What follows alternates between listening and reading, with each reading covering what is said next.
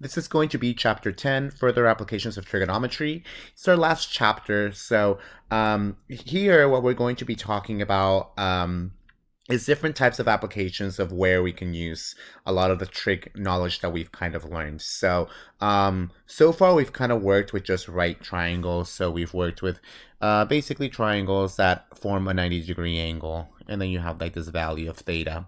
So theta can be there, it can be up here also. So now what we're going to do is we're going to look at problems where we don't necessarily have this right triangles. So you can have kind of like something that looks like kind of obtuse, a scalene triangle, isosceles, all those different types of triangles. So they don't necessarily have to have a 90-degree angle. They can be something completely different. So everything that we've kind of learned kind of goes away because now we're extending this. So we're kind of generalizing it. So the way that we're going to do it is we're going to start off with just a general triangle with interior angles A, B, C. So here A, B, and C are basically our angles. And then you have our opposite side lengths. So your A is going to be opposite of the angle big A. Your side little b is going to be opposite of the angle big B. And your side C is going to be opposite of the big angle side C, angle C. So this is a really good way to kind of remember it. They're always going to be opposites of each other. So even if I give you a problem and I don't give you the triangle, you can always make up a triangle. And just remember that if I label it A, B, and C, remember that it's always, the side lengths are always going to be opposites of them. So see how A is opposite of big A, then you get little b, and then you get little c. So that's just kind of how you can kind of do it. So yes, anyways, so we're going to go ahead and have this triangle, some general triangle that it's not necessarily a right triangle. Then what we're going to do is we're going to have this altitude right here. So you can see that from one vertex of the triangle, we're going to go just directly down, and this is going to be the height of this triangle. Okay, so we kind of also call it the altitude. So that's that h. So now what we really want to do is come up with a formula that will allow us to figure out what the whole triangle is. So I want to basically figure out what exactly are going to be my angles and what exactly are going to be my sides. And then later on, you'll see that knowing certain angles and knowing certain sides will determine whether we can use this formula or not, and I'll show you what that looks like. So first we're going to go ahead and try to derive the law of sines. So what I'm going to do is, because I know that I have a right triangle right here, we know that we can use everything that we've learned so far. So if I wanted to find sine A, sine of big A, that's just going to be h, which is going to be the opposite over the hypotenuse, which is just going to be b. And then let me solve for h. I'm going to move the b over. So you're going to have b sine A is equal to h. And now what I'm going to do is that notice that I can form another right triangle is formed over here. So you have another right triangle right there. So I'm going to solve for the value of b. So sine b is going to be equal to h over a. Okay, notice that the reason why I couldn't use cosine is because the adjacent is going to be a little hard to figure out because we don't know how far this is from the other side. We know the whole thing is c, but that'll make it a little complicated, so that's why we're using sine instead. And tangent obviously is obvious. So we're going to move the a over. So a sine b is equal to h. So notice here, because I solved for two different expressions of h, if h equals this guy and h equals this guy, that means that this person right here is equal to this guy. So that's what I'm going to do. So I know that b sine a is equal to a sine b. Okay, so I'm going to divide here by b. So this is going to go away. So I'm left with sine a is equal to a sine b over b. And then what I'm going to do is I'm going to divide by this a. So this goes away, and what I'm left with is sine a over little a equals sine b over little b.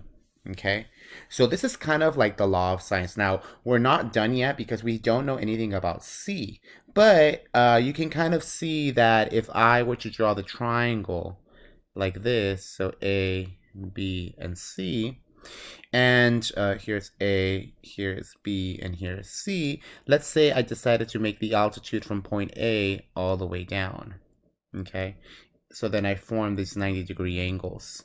So notice that I can easily figure out what C is going to be. So if I were to do this, and let's say this is our H, then you're going to see that sine C is equal to H over B. So solving for that, we see that H is also equal to B sine C. So I can actually equal this with either this guy or this guy. And you'll see that once I do that, well, actually, it won't be to this guy. It will be something different because if I wanted to figure out what B is, it'll be sine B is equal to H over C. Move that over, you'll see that H is equal to C sine B. So you can kind of see that I can equal these two guys together, and you'll end up getting that sine B over little b equals sine C over little c. So, but since sine B is also equal to sine A, which is also equal to sine C, then what we can say is that sine A over little a equals sine B over little b, which is equal to sine C over little c. So this is basically what we call the law of sines. Okay, so I'm gonna keep it here. So that's just what we call the law of sines. So I kind of wrote it over here. The law of sines is basically this formula. So that's going to be the formula that we're going to have for the law of sines. And in particular, what we're going to, the way that we know how to find the law of sines is the following way. So if you have angle, angle, side, and angle, side, angle, okay, I'm writing it like that. So A stands for angle. So this is just angle, angle, side, and angle, side, angle. So if you have these two different things, this is when you can use the law of sines.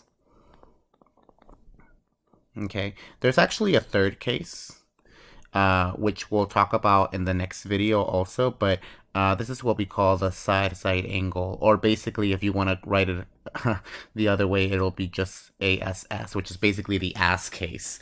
And I'll talk about what that means. And I like writing it like this because you'll see that how much of a pain in the ass it is. So let's just show you how to use this formula. It's actually not that bad. Let's just go ahead and just do this problem. So we want to solve this triangle and round to the nearest tenth. So we have a couple angles and we want to be able to find these angles as well. So notice that here they give us alpha, beta, and gamma. You can also substitute those guys as sine alpha over A equals sine beta over B equals sine gamma over C. It's still the same thing. So that's the angles themselves, and the letters are not really important. As long as you can kind of know what's opposite of them, then you'll know what's going to be in the bottom of the denominator.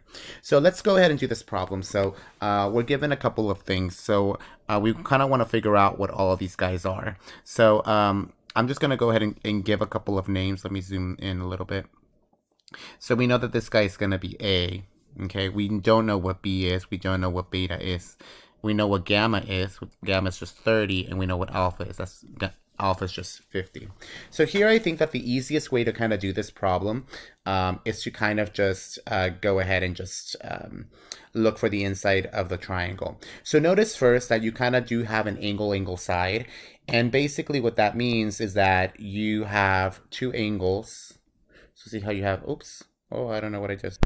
So basically you can see that you have an angle here that's known, another angle here that's known, and a side that's known. So therefore it's going to be the angle, angle, side.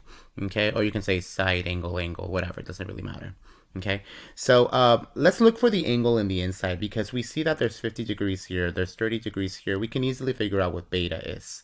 So remember that for a whole measure, if I just take all the angles, the sum of all these angles should equal 180 degrees. Okay, that's just something that we know about triangles. Triangles should add up all to 180. So we know what alpha is. Alpha is just going to be 50 degrees. Then we have beta. Beta, we don't know what that is. Gamma in this case is 30 degrees, and this is going to be 180 degrees. So we're going to add this. So beta plus 80 degrees is equal to 180 degrees. So I'm going to subtract by 80 degrees. So then beta is going to be equal to 100 degrees. Okay, so we figured out what beta is going to be. All right, so basically we already know this guy. Now what we want to know is we need to figure out what A, well, we already know what A is. A is just 10. We need to figure out what B is and what C is. So here's where the law of sines is going to come in. So the way that we're going to do that is, well, notice that we already know two angles. We already know, oops. Oh my God, why does it keep doing that? Because I zoomed in too much. Let me zoom out. Okay, so notice here that we know what alpha and A is. Okay, so maybe we should use this part of the formula. And then for the other ones, because we already know what they are, we can use maybe C and gamma. Okay, so maybe use these ones first. So we're going to write sine alpha over A is going to be equal to, let's figure out what this guy is going to be, sine gamma over C. Okay, so I'm going to have sine alpha. Alpha in this case is equal to 50 degrees divided by A, which is going to be 10. And then sine gamma, that's just going to be 30 degrees divided by C. That's what we're trying to figure out. Okay, and this is just basically cross multiplication. You can just cross multiply. So this is going to be C sine of 50 degrees is equal to 10 sine of 30 degrees. Okay, and now let's solve for C. Let's divide by sine of 50 degrees. Divide by sine of 50 degrees. So this is going to go away. So C is going to be approximately equal to, so let's put that in our calculator. And let's make sure that our calculator is in degrees. So we're going to have 10 sine of 30 degrees divided by sine of 50 degrees. And we wanted it nearest 10, so that's one decimal. It's going to be 6.5. Okay, so that's going to be the value of C. Okay, so I already know what C is. Okay, so notice I'm going to write check marks to everything that I know. That way I don't confuse myself. Notice that the only thing that's left now is just to figure out what B is. So let's go ahead and do that. So in order to find B, one of the common mistakes is that students tend to use the Pythagorean theorem because they know what A is and they know what C is. They can figure out what B is. Don't use the Pythagorean because remember, this is not a right triangle. So we're going to use the law of sines again. Now at this point, we can use any pairs. We can use either the sine alpha over A or the sine gamma over C because we already know those. So I'm just going to use sine alpha over A for no reason at all. If you use the other one, you're going to get the same thing. But now I'm going to set it equal to sine beta over B. So this, we're going to get sine alpha. Alpha in this case is going to be 50 degrees divided by A, which is 10, is equal to sine beta. Beta, we don't, oh no, we do know what it is. It's 100 degrees divided by little b, and little b, I don't know what that is. Okay, so let me cross multiply. So you're going to have B sine 50 degrees is equal to 10 sine 100 degrees. So let's divide by sine of 50. Okay, so this is going to go away. So B is going to be approximately equal to whatever that is. So I'm going to have 10 sine of 100 degrees divided by sine of 50 degrees. And what I ended up getting was 12.9.